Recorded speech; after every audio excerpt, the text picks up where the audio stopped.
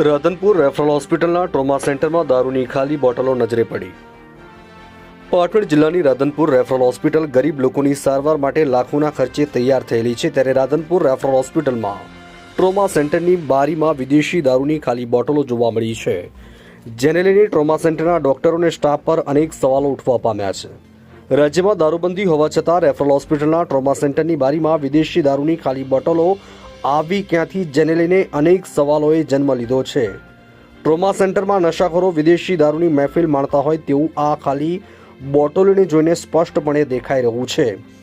Radhanpur referral હોસ્પિટલના trauma centre તાત્કાલિક સારવાર વિભાગમાં દર્દીઓની સારવાર કરવામાં આવે છે કે પછી દારૂની મહેફિલો માણવામાં આવે છે, જેવી લોકચર્ચાએ રાધનપુર વિસ્તારમાં વેગ પકડ્યો છે।